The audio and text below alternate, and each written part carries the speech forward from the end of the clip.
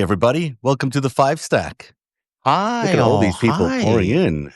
Hi, friends. Hi, nice to see you. Howard, great to see you. Kimberly, great to be here. Great to be here with you, Kimberly, Howard, PJ, everybody who's coming in. Love the hearts. Just keep smashing those hearts. Apparently, that's important. Hi there, Tails Typos. Nice to see you. Mary, hi. Kat Wilson, what up? Kat, I saw you in the Lev Remembers podcast the other day. Hi, Gene. Yeah, it's nice to say hi to everybody this morning. It feels like we just walked into our favorite coffee shop and you've got a whole bunch of like pro-democracy, pardon the language, fuck Trump people in the same coffee shop, which is what I love about this podcast, is that we get to walk into this coffee shop every day at 3:00 with our friends from around the world, 126 different countries subscribing to this Substack. I think something similar to Zev's Substack as well. No, nowhere nearly as big as yours. Yours is how many people? I don't know, like 30,000 almost. Wow, fantastic! Congratulations. Yeah, it's been You're a rock incredible. star in the Substack world. I don't know about that, but it's been incredible. To have gotten off of Twitter, to have discovered this community, to meet so many incredible people that just kind of arrive in my DMs. I get phone calls from subscribers. It's like fucking awesome. I absolutely love it. So welcome to the Coffee Shop Talk. We're talking today. We're doing another FiveStack, and we got lots to get to because Trump went off on his golden missile dome bullshit again today. Mark Carney just completely bitch slapped Putin with Zelensky at his side at the end of the G7 yesterday. We're going to get to that. There's a bunch of stuff, Zev. Where do you want to start today for the FiveStack? I want to start with the breaking news, because it still is breaking news, that we're potentially in the midst of Trump sending the U.S. military to be involved in the Israel-Iran conflict. Yeah. So we're day 6 of direct Israel-Iran conflict, with explosions heard in Tehran early this morning as Israeli warplanes continue bombing Iranian nuclear facilities. And it also looked like they bombed the Iranian police headquarters, which is unusual. Iran's Supreme Leader Khamenei said the battle begins, and said Iran will not surrender, warning that any U.S. military intervention would bring irreparable damage. Meanwhile, Trump is weighing whether to strike Iran, telling reporters, "I may do it, I may not do it." As the Pentagon builds up forces in the Middle East, Defense Secretary Pete Hegseth confirmed the Pentagon has day after planning for Iran, and Russia warns we're millimeters away from a catastrophe if the U.S. does in fact get involved in Iran. It is kind of a powder keg. It looks like it could explode. It's making everyone worried. People in Capitol Hill have not heard a thing. Tulsi Gabbard, who was supposed to give them a briefing today, canceled her briefing. So nobody knows very much about what's in Donald Trump's head, but it's a madness that could lead to a regional war and potentially a global conflict. And it's not just us that doesn't know what's in Donald Trump's head. Donald Trump doesn't know what's in his head either. I mean, if you watch some of the rhetoric over the past 4 or 5 days, specifically coming out of the G7, where he's like, prior to the Israeli strike of Tehran and that incredible day where Israel took out a bunch of munitions and attacked Iran officially as part of this ongoing war, and what happened on October 7th, Donald Trump was like adamant, as was Marco Rubio. We had nothing to do with it. We had no idea. We didn't know what are you talking about? I can't believe Israel attacked Iran. And then Israel's like, oh yeah, we showed you the plans like 7 times. You vetted them. You agreed to it. You're part of this war. They're like, we don't know what you're talking about, but we do stand behind Israel's right to defend itself. That quickly went from like, we don't know what you're talking about, to, okay, yeah, we knew sort of what you're talking about, to, I think I'm going to take out the Khomeini.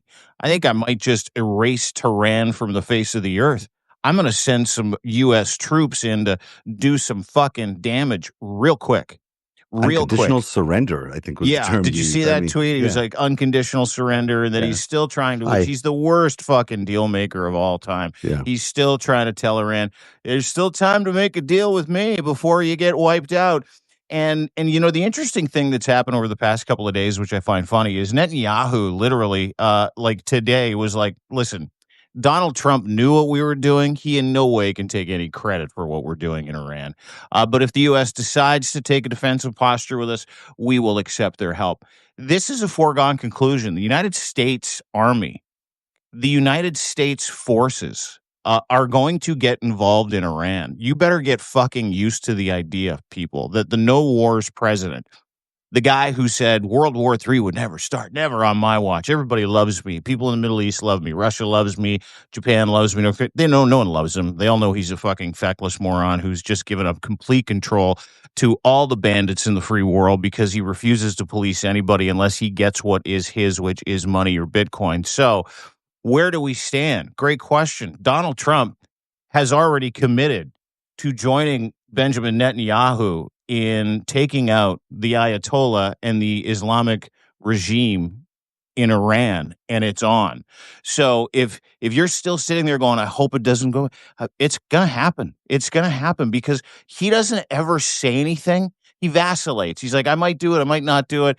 Yeah, there's still time. He's like a master puppeteer of nothing, but he's committed American troops to a buildup that can only be explained in the Middle East of fighter jets, bomber jets, refueling jets, boots on the ground, aircraft carriers that can only be described as a military buildup to take part in some kind of military action with what's going on in the Middle East. So listen, like we can sit here all day, Zev, and go, oh, it's a scary time. It might happen. It's gonna happen.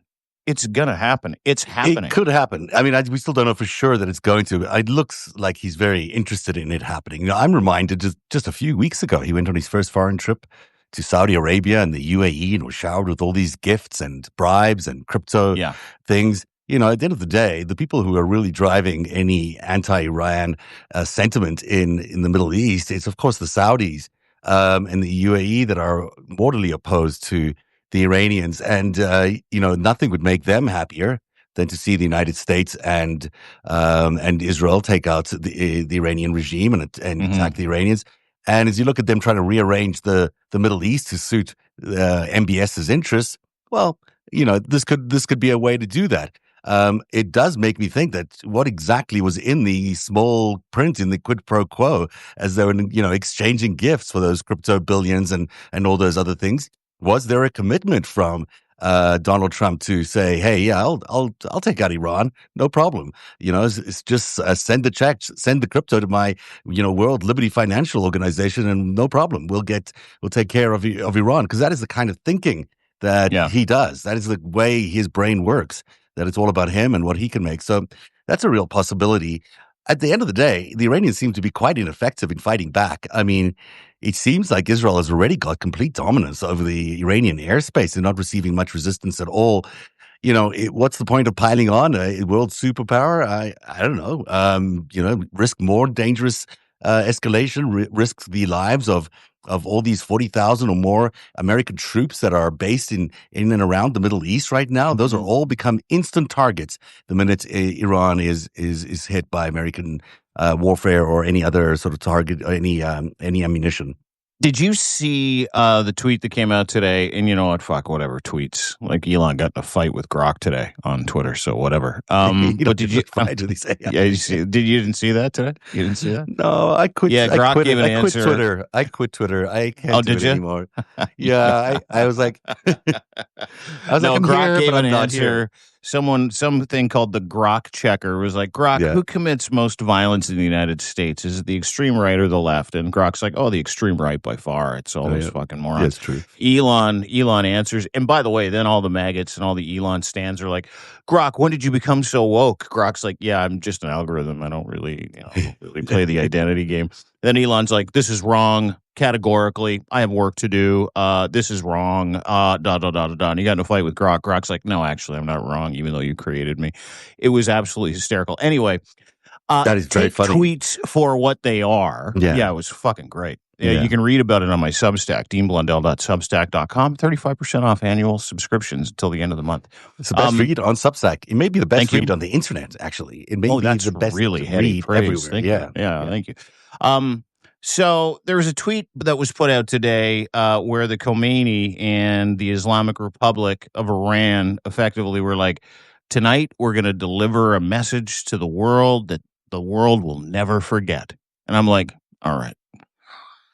Oh, okay. All right. Are they sending us flowers? yeah, that you have like no dominance of your own airspace. Yeah. It's completely taken over by Israel.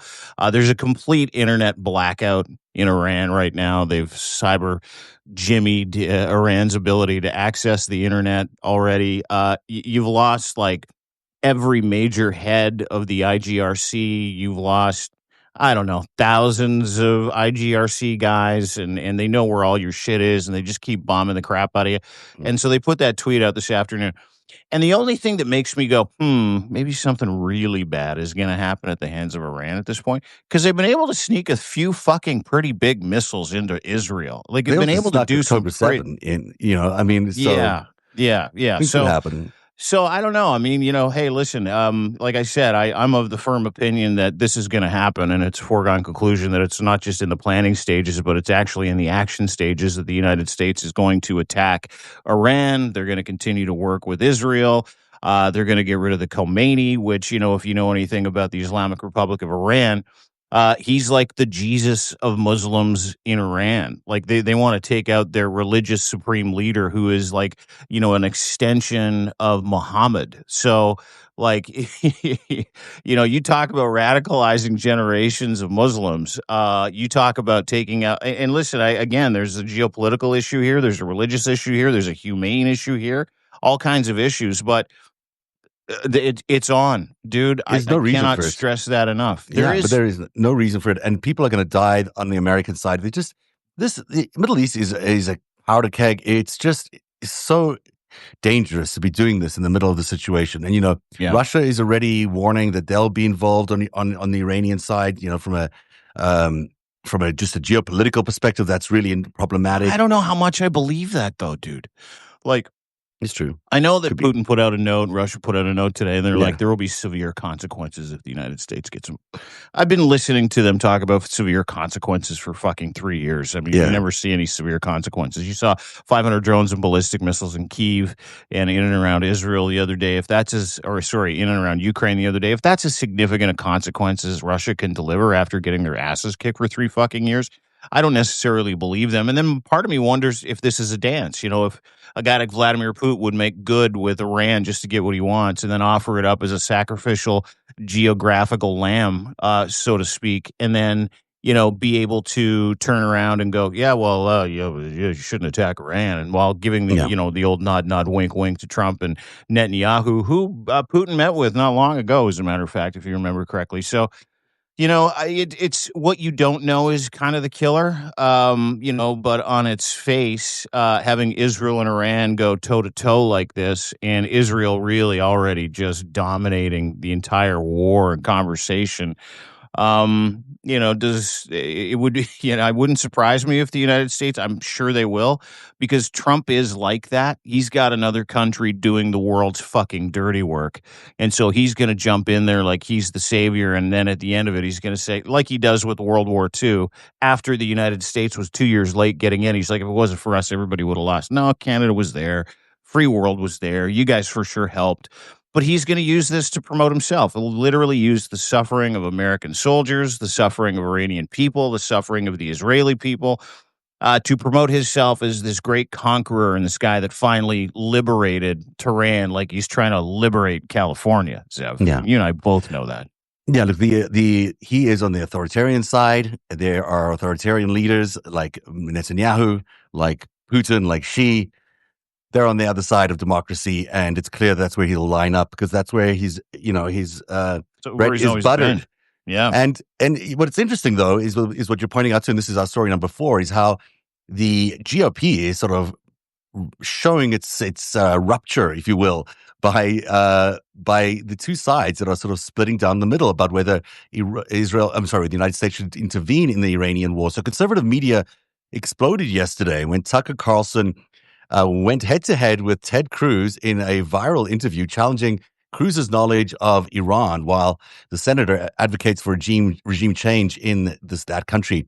Carlson asked Cruz basic questions about Iran's population and ethnic composition, and Cruz did not know the answer. Carlson then unloaded, "You don't know anything about Iran." The heated exchange exposes a massive rift in the Republican Party with interventionists like Cruz and the isolationist American First Wing. Now, it is interesting. I mean, Tucker clearly is in the Russia camp of things, We also saw Tulsi Gabbard sort of isolated in the last 24 hours. She's not being invited to Camp David after her analysis of Iran's nuclear facilities. She's obviously on the Russian side of things. We are beginning to see sort of this public split between the two sides of the coalition that gave us Donald Trump. Yeah. Is it just theater? Who knows? But it is what's appearing out there. Yeah, and it's super interesting. Tulsi Gabbard has literally been shoved to the side because about a month and a half ago, she appeared in front of Congress where she was asking questions about the trade tariffs, about the fentanyl issue. She was like, there's no real fentanyl issue coming out of Canada. That was strike one against Tulsi Gabbard. Then she said, she was asked, is Iran, are they capable, are they close to acquiring nuclear grade technology for nuclear weapons? She's like, not even fucking close. So the second Benjamin Netanyahu attacks and uses Iran's ability to create a nuclear weapon along with Donald Trump, they've got her words in the ether going, yeah, there's like fucking no way. And then they've also got Benjamin Netanyahu since 1992 talking about how Iran is days, maybe months, maybe days, maybe weeks away from developing nuclear weapons. And so that whole pretext, and we went back to that conversation yesterday about weapons of mass destruction, because Iraq is my time, watching Colin Powell and all these douchebags go, there's some really big bombs there they're going to use against us. We can't, they're weapons of mass destruction. They couldn't name them. They couldn't talk about them. So, they use the blanket nuclear threat. And they use that as a pretext to literally destroy a country. And again, no love lost for the Islamic regime and what they've done to women, human rights, habeas corpus, all that other stuff. I'm a strong believer that religion has no place in society, like fucking zero, no matter what the religion is. So, it's not that the free world is unhappy about it, but the inconsistencies around this and who's involved, why they're involved, what's at stake, the public approval of both leaders, not just Trump, but Netanyahu as well, in the fucking toilet. And Steve Schmidt put out a great article at The Warning. It was like, this is our wag the dog moment. Like, this is it. This is not just a distraction to keep you away from the extreme unpopularity of two world leaders. However, this is a moment in time where, you're being sold a bill of goods. Now, listen, again, I go back to the whole Islamic Republic, how they treat women, human rights, et cetera, et cetera. No love lost if and when it happens, and it's going to happen. However, the pretext for it, the story that you're being sold is very Iraq. And you know what happened in Iraq? It was 20 years of death, destruction, maiming, lost cause before everybody pulls out and Iraq gets exactly what they deserve, which is the Taliban. So, as to what happens in Iran after this, again, you're creating generations of really angry extremists. You're creating generations of people who, and say what you want about the regime, which is split in two. Half that country is deathly afraid of him. The other half of the country wants change. So, depending on what happens, you can look at Syria as an example, which needed to be cleaned out before, Israel went on this tangent and they attacked Iran. This was always part of the plan. If you read any open intel anywhere, they will tell you that. So I mean, hey, listen, we're at a crossroads, Zev. It's nice way to put it for the rest of the world. I mean, this is the plan that they've always planned to execute. This is what we're seeing. It's becoming kinetic. The first part was about capturing the U.S. government, about capturing aspects of the U.S. government that would not be involved in stopping any of the stuff. So we've seen the weakening of the State Department. You've seen the weakening of the Pentagon. You've got all these other elements that are just being totally weakened. But now, he supposedly is free to do what he wants to do, is Donald Trump, and has amassed enough power maybe to do some of this stuff. But this is the plan. They're going to take over Iran because they want Iran to be neutered. They've done it before. It's nothing that America hasn't done before, and they will try to do it again. But the world is a very different place. I don't think they can have an idea of what they're going to do the day after, no matter how much Pete Hegseth is saying, well, we know what we'll do on day one. We don't know what will happen if the regime topples. There could be complete chaos if the regime topples in Iran. And as you point out, Iraq did not go very well. Saddam Hussein went, and it did not go very well after that. And let's talk about the geopolitical influence that is involved here. You've got Russia that has a deep relationship with Iran. A whole bunch of IGRC guys and some religious leaders have already fled to Russia. So Russia needs Iran as a strategic partner for machines, drones, et cetera, for their war against Ukraine. Okay, there's that part. That's a major wrinkle for. Big deal. Uh, Yeah. so then you've got Israel's partner in the United States of America, knowingly taking Russia's side in the Ukraine, not skirmish, the genocide of the Ukrainian people at the hands of Russia, knowingly preventing Ukraine from fighting with munitions from the United States, walking back any cooperation agreements that the United States had with Ukraine. So you throw those relationships up in the air and it's dealer's choice. Like you have no idea who's supporting what at that point.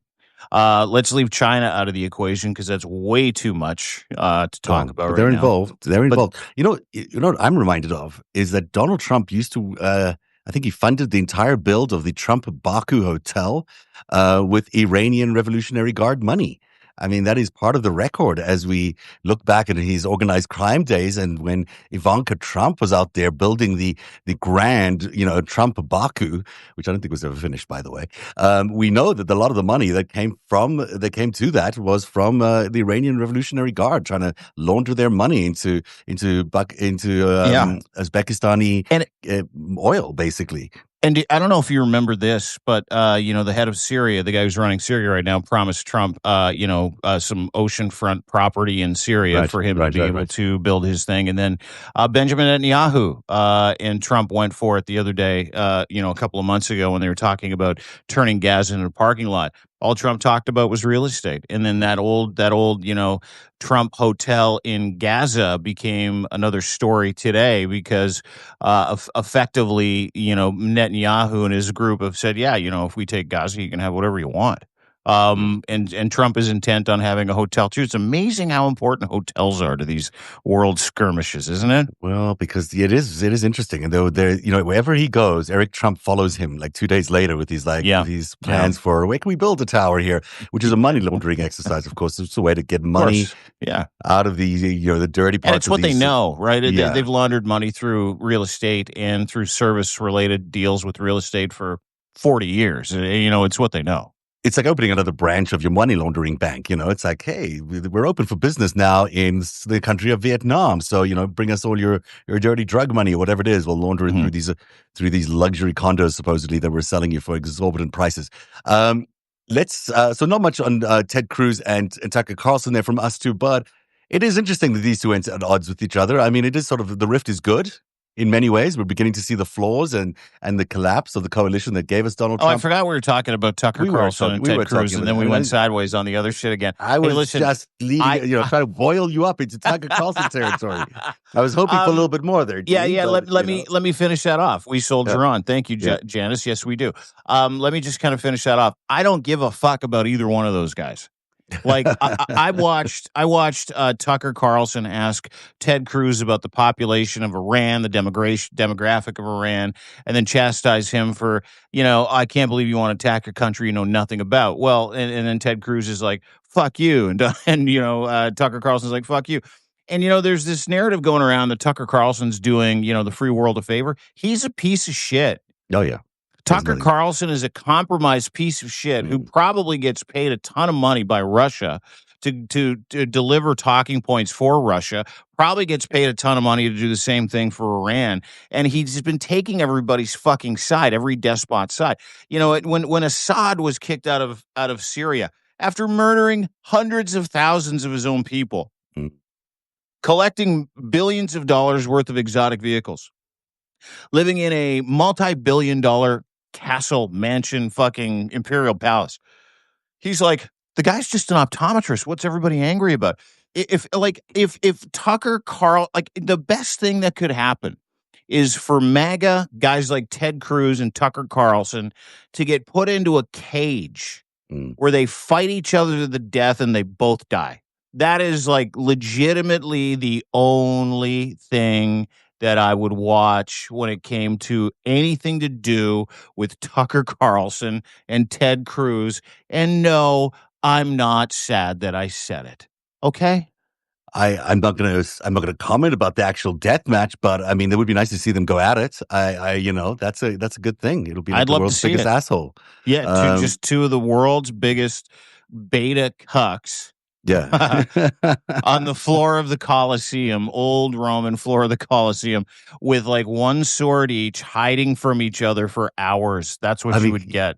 You would I mean, literally, that Tucker is all Carlson you would get. fighting, the whole image is just, oh my God. I mean, lots of Dude, do you remember when slapping. Tucker Carlson put out that thing? He's like, a demon tried to rape me once. Do you remember that? Yes. Yeah. It's like, I came home and I listen, this is how little I give a fuck about Tucker He's a Carlson. news reporter. Of course, he No, saw he's it and not. he No, he's not. He's reported a it. crisis actor and an opportunist and a lobbyist for some of Yes. the world's worst fucking dictators. That's what he Yes. gets paid for.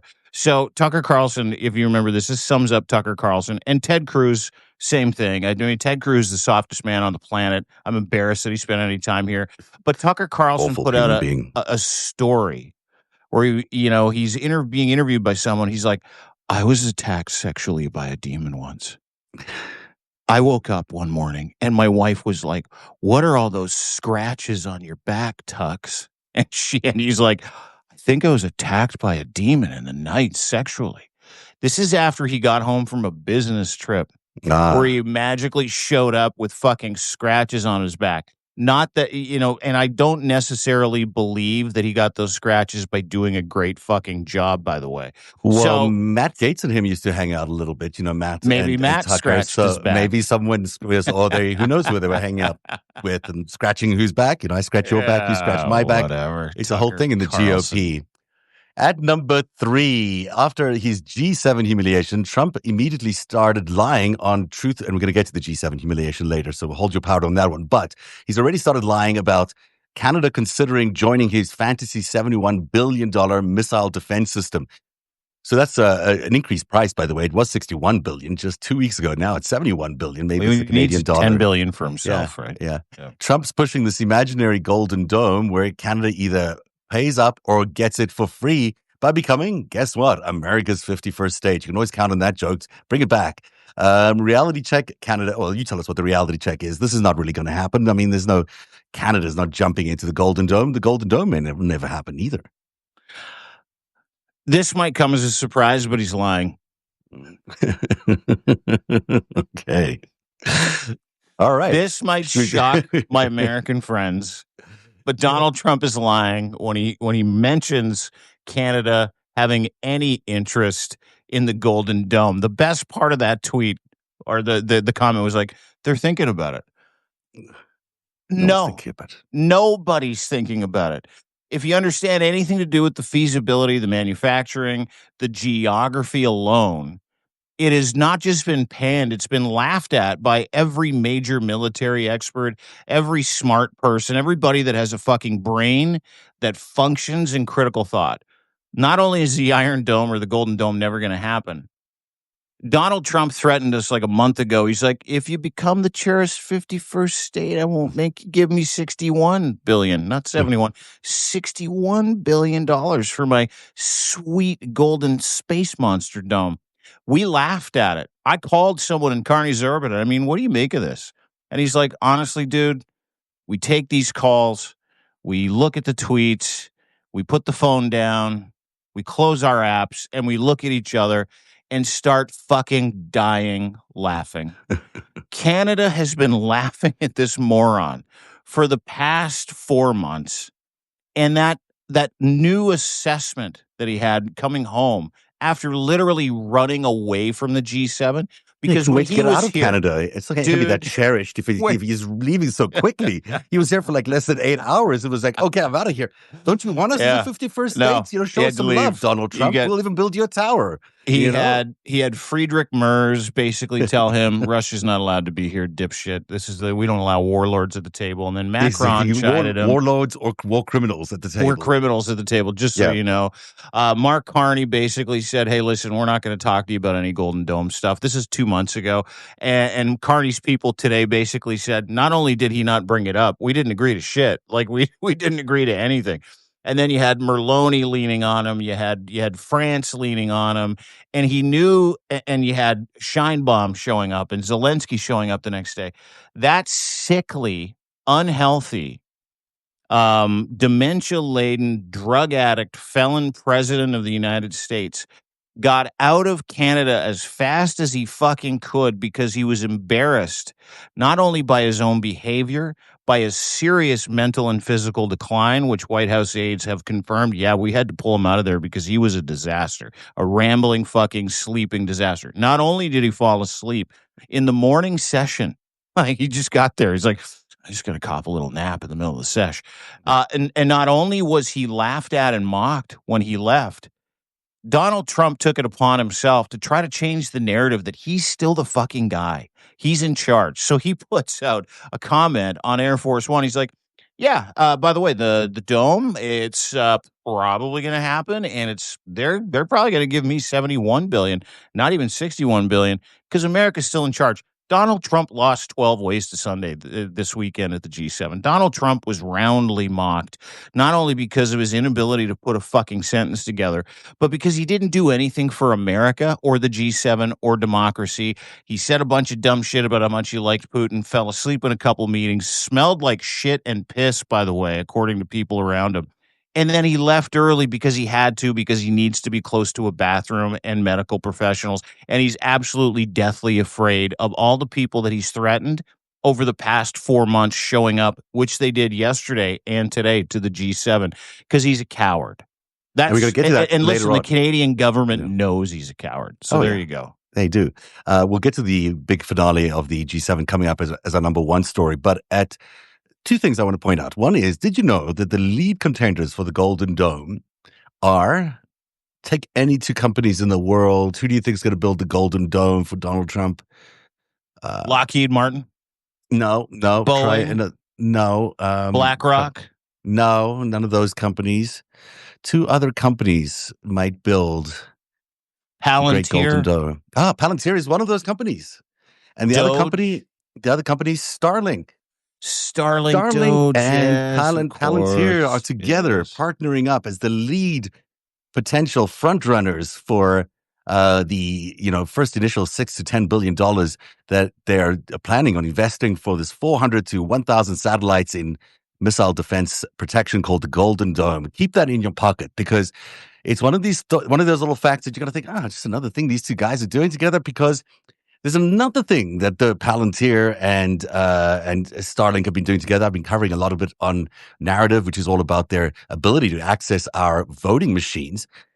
But today, 10 Democratic lawmakers finally, and they were led by Ron Wyden and Alexandria Ocasio-Cortez, delivered a devastating 5-page letter to Palantir CEO Alex Karp. This is the first time lawmakers have actually gone at Palantir, and they're asking for a lot of questions, a lot of answers to a lot of questions about how Palantir is enabling and profiting from serious violations of federal law by helping Trump build a government-wide mega database of taxpayer information that violates privacy laws, protecting Americans for nearly 50 years.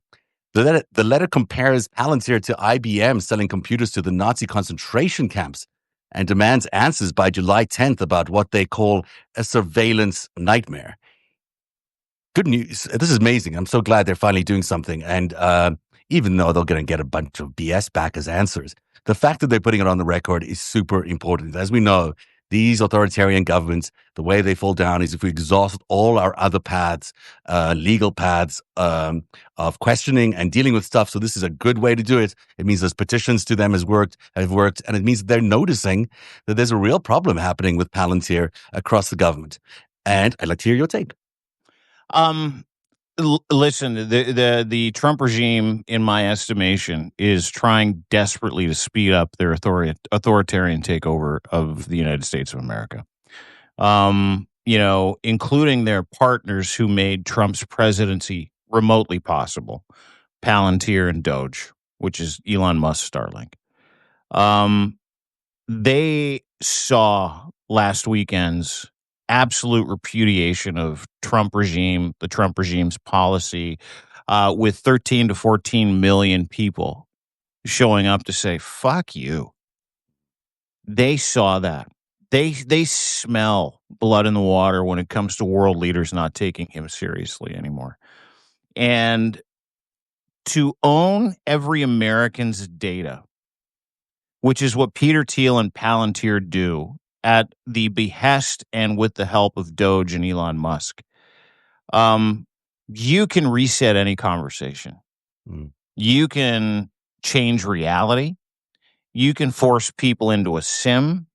You can enrage them. You can rage bait them. You can literally trigger people into doing your bidding.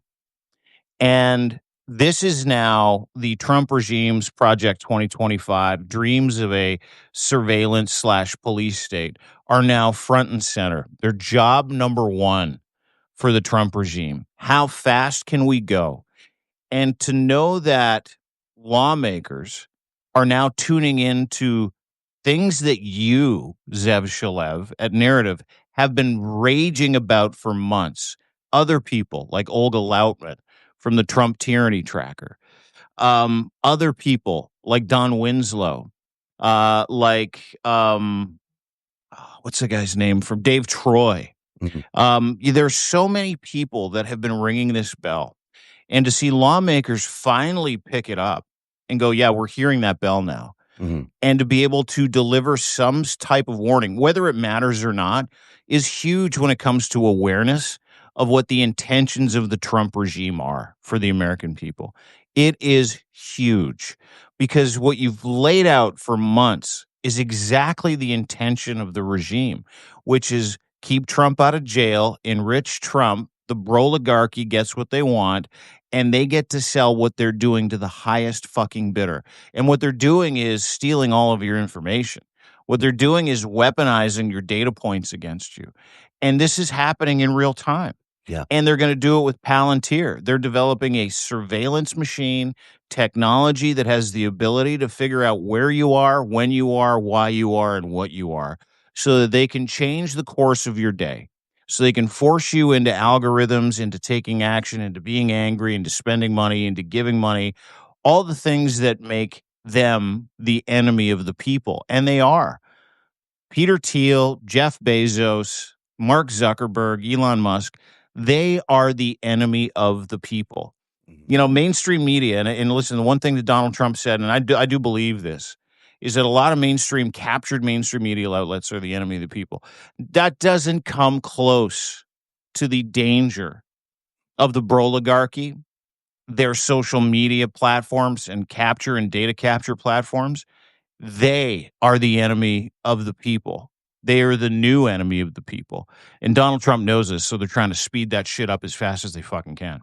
What's so great about this letter is that they are basically putting them on notice that they're committing a crime or committing crimes. You know, they're saying that this Privacy Act that's supposed to protect us all from surveillance states like the one that they're trying to build is being built against the law. So, as much as Thiel and Karp always like to say that they're on the right side of the law, there is actually legislation that they're contravening every single day. And that's the IRS piece of it that they really are addressing in this letter. What I've just put out today on narrative.org is about the persistent now capture of electronic voting machines. I looked at these three big companies, the Eaton company, which owns a lot of the power supply infrastructure, the supply chain to all the EVMs, Palantir, and you look at Starlink, and the combined forces of these three companies together, what they provide is what Vladimir Putin has in Russia, this overarching mechanism that can control all the elections across America. I mean, America has elections in each individual state for a reason. It's not designed to be centralized.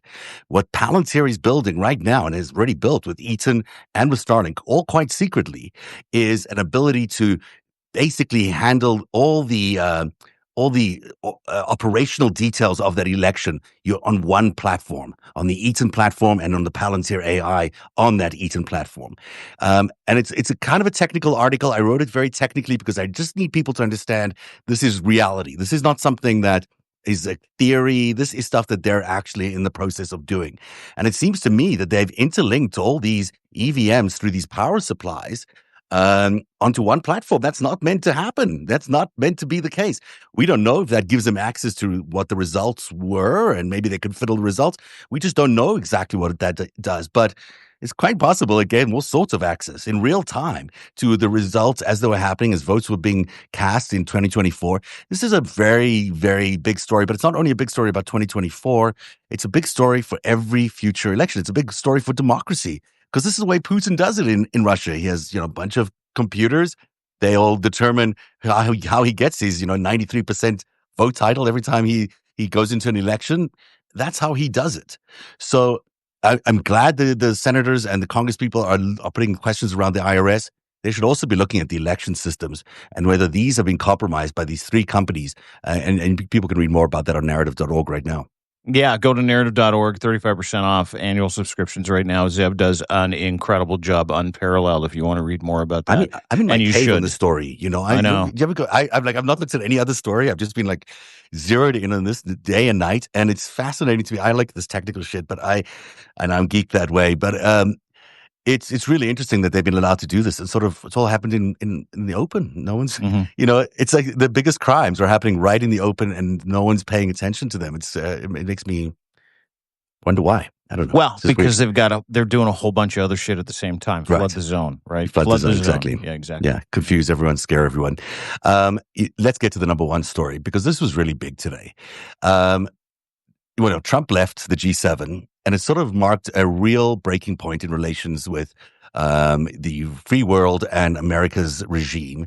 And in flew Vladimir Zelensky, and alongside Mark Carney, they did a remarkable job of putting Putin on notice by introducing a couple of very big measures, which have never been done before by any G7 country, which you'll explain to us in a second.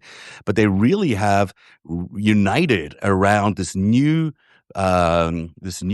True North, I guess. I don't know what you would call it. The True North Alliance. It does seem the to leader me, of the new leader of the free world. Is that what you're saying? You're saying that the G7 is literally rallying around Mark Carney, who is the new fucking leader of the free world. Yeah. I agree. And you're not seeing a lot of this on American TVs, but it's a big story that America's not showing you, because their president just abdicated basically as the leader of the free world and handed over the whole thing to Carney, who just basically eviscerated him. Yeah, there's no alternative to supporting Ukraine and Canada. Canadians know that. The diaspora of Ukrainian people in this country, we love them. There are millions of Ukrainians, specifically in Alberta and Ontario, and Mark Carney knows that. But more importantly, he knows what's going on in Ukraine, which is the fight for democracy. This is, putting a finger in the plug or plugging the hole in the authoritarian dam. Is that Canada is going to lead. We are going to force other people into the conversation, which is why Vladimir Zelensky showed up to the G7 and was a boss yesterday. The announcement. Let's get to it. At the end of the day, Carney and Zelensky had an announcement at the G7 summit. What did Canada do yesterday? Everything. Sanction Putin's shadow fleet, something America has refused to do. Canada joined the EU, crippling the secret shipping network of Putin. Over 400 tankers operate under fake flags, carrying Russian oil around the ground. That's just something everybody is aware of. It's a violation of Western price caps. These sanctions blacklist ship owners, brokers, insurance companies, enabling the fleet. Block logistics firms involved with illegal transfers. Anybody that works with them, you're fucking done. Cuts off revenue pipelines fueling Russia's military. It's not symbolic. It is literally direct warfare on the Russian machine. Number two, seized Russian oligarch wealth will go to Ukraine. This is a big one. That's a really big one. Russians have done a marvelous job over the past 40 years getting money out of Russia, getting money into Canada and the United States. Canada, because of its former weak banking laws, was a beautiful place for anybody who wanted to come and hide a bunch of fucking money. It just always was. You put it into infrastructure jobs, whether it be tunneling with Oleg Deripaska in the city of Toronto. That's an active, it's called Strabag, by the way. It's an active contract. They're still working. This is huge. And so you've got oligarchs that are running businesses here. Their businesses have wealth. Their businesses have bank accounts where they launder money, et cetera, et cetera. And for the first time in G7 history, we're not just freezing assets, we're giving them back to Ukraine. This is the first time any country's done this.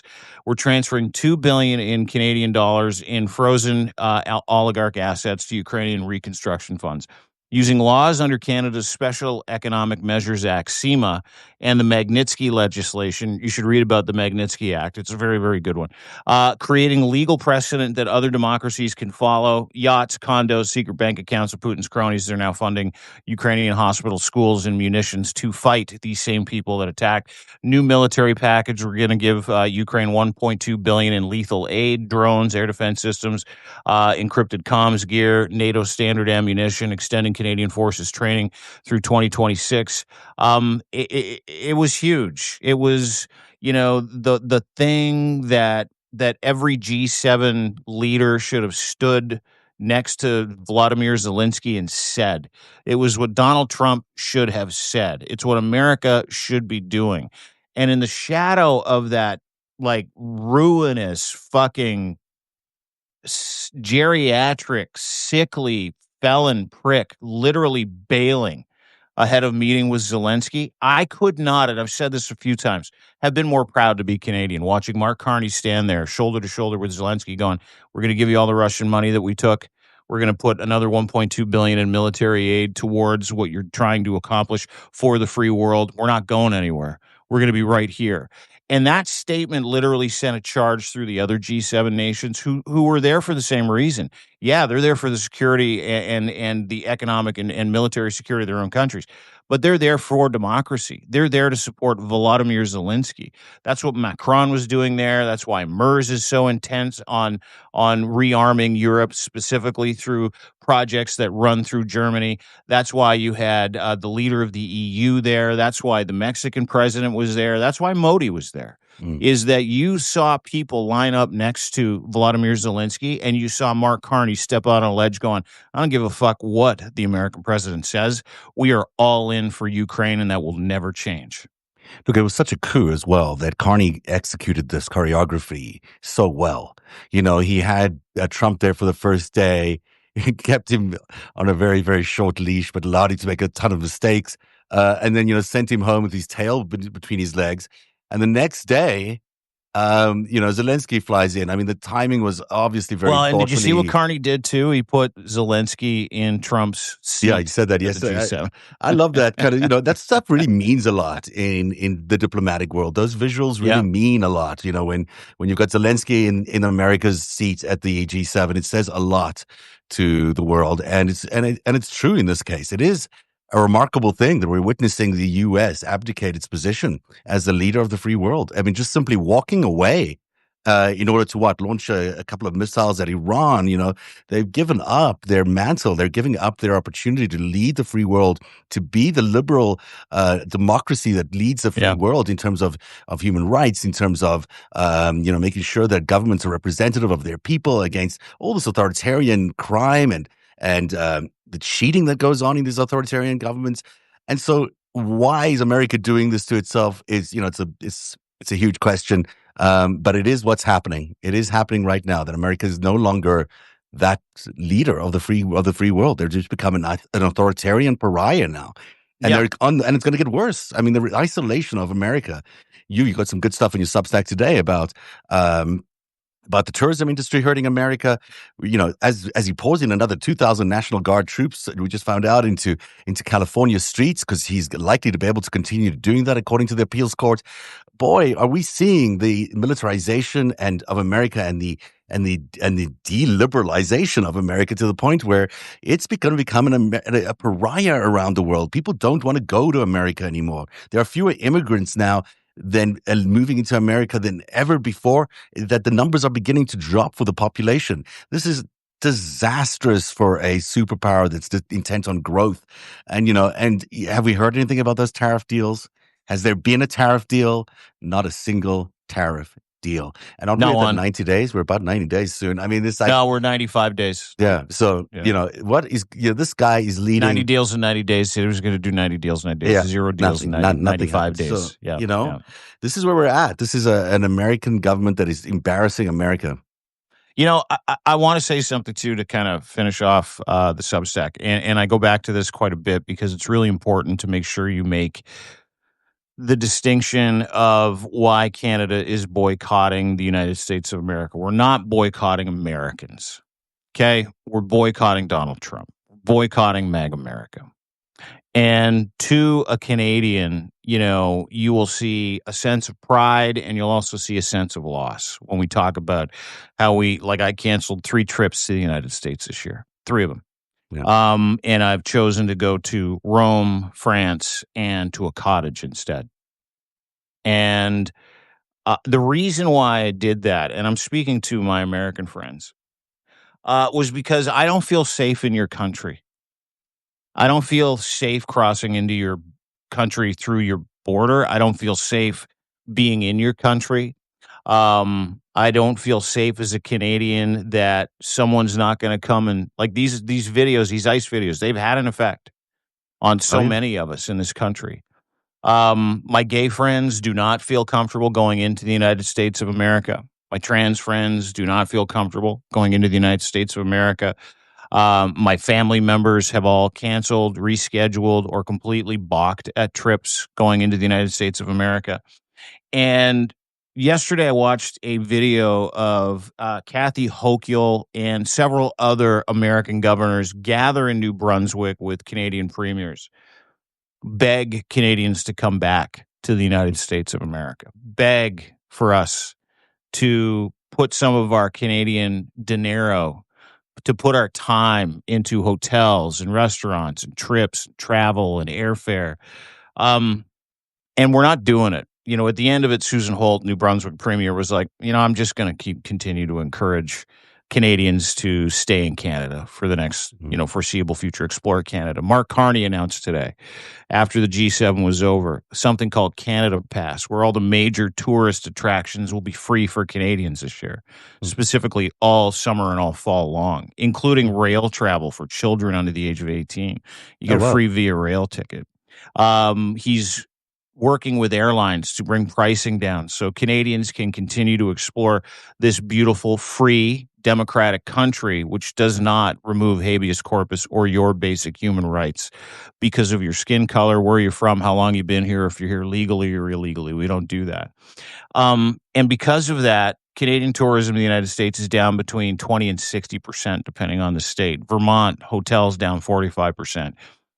Credit card spending by Canadians down 45%. New York City bookings down 50%. Maine tourism down 26%. Over 1 million Canadians annually used to go to Maine. They've had roughly about 10,000. Land border crossings, they've gone down to double digits. Airfare from Canada to the U.S. destinations down 50% January over May 2025. We're all in this together. Like we have completely reoriented. And it's got nothing to do with America. It's got nothing to do with Americans. It's got nothing to do with how much we love that relationship we used to have with America. But to coin Mark Carney, it's over. Your president has facilitated a new environment that Canadians just not only don't feel comfortable in, we're afraid to be in, and the insults were too much, and the tariffs threatening our brothers and sisters and neighbors and cousins and uncles' livelihoods and jobs, that we just decided to vacation here, baby. Mhm. We're going to go and visit resorts in Canada. We're going to go to cottages. We're going to go golfing in PEI and Newfoundland and Labrador and Vancouver. We're going to explore the prairies. Not sure what's there, even though I live there, but I'm sure we'll explore some things in the prairies. We're going to look at the Rockies. We're going to go to the Great Lakes. We're going to go to Niagara Falls. We're going to go camping. We're going to stay in nice hotels in Canada. We're going to experience these countries that we You have a haven't been nice to. life there, Dean. Gosh, I It's like not your bad. life. Yeah, it's not bad. Yeah. You know, it's so sad. I mean, I'm an American green card holder. I'm an American person. I'd love to be working in the United States right now. I can't work in the United States right now. I can't do the work I'm doing and the work I've been doing covering this regime. I don't feel safe going into America at all. I truly believe, and I've been advised by a bunch of people, do not go because you will get arrested. The that is unbelievable that I fought all my life to get out of South Africa and apartheid South Africa to live in a free country. And I finally, my sight was set on America because that was the beacon of freedom around the world. I get there only to find that it's become, another apartheid state, or is on the way to becoming an apartheid state. This is the country that had the gold standard for the free press, for the free media, and it's just gone so quickly. When people are shooting at protesters and journalists covering the protesters in LA, when the police are shooting at the media. I mean, this is an unrecognizable country. This is not a country like it used to be at all. They're arresting the comptroller of New York City. They're doing all this stuff, and it's like, what are you doing? How can you be breaching everyone's rights Police like state, this. baby. They can do it because they feel like they were given a mandate to do it. Cruelty is the point. Project 2025 is the point. They don't give a shit. They don't give a Yeah. shit about humanity, the people in America. They don't even give a fuck if you voted for them. You know how many Latinos for Trump are currently in CCOT? Thousands. Yeah. Thousands of Unbelievable. you. Yeah. So, to that point, I know that sometimes some people that watch this podcast get a heavy anti-American feel for me. In no way, shape, or form am I anti-American. I am a representation of the vibe in this country, which is heavily anti-Trump. He's got like a 9% approval rating in this country. We don't dislike him. We fucking hate him.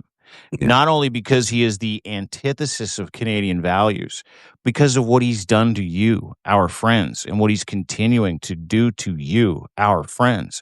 So never mistake my disdain and the disdain of Canadians during this boycott, which is crushing U.S. tourism industries, specifically in border states, which is making people go bankrupt. Don't look at us. We love you. We're sorry. But in no way, shape, or form are we going to put ourselves in any kind of danger, or in no way, shape, or form are we going to loan any money, any of our energy to the Trump regime and that ass wipe that is currently destroying our relationship with you. We're trying to help, and that's the entire point. That is Dean Blundell of the Dean Blundell Substack.com. And you should check out his Substack. It's absolutely brilliant. I say it every day, but I do get a ton of news from your website that I don't get anywhere else. And that is really distinguishing because there's a lot of news sites out there, but you really bring a very unique perspective and a really sharp, crisp analysis to everything that you do. And so everyone should check out deanblundell.substack.com at 35% off your annual rate right now. You can catch my work at narrative.org. And we will be back tomorrow with another FiveStack at 3 p.m. And we didn't do the Trump tyranny tracker today, but we will do one tomorrow at 2 p.m. So we'll see you then. Have a great day, everybody, and we'll see you again tomorrow. Bye, guys.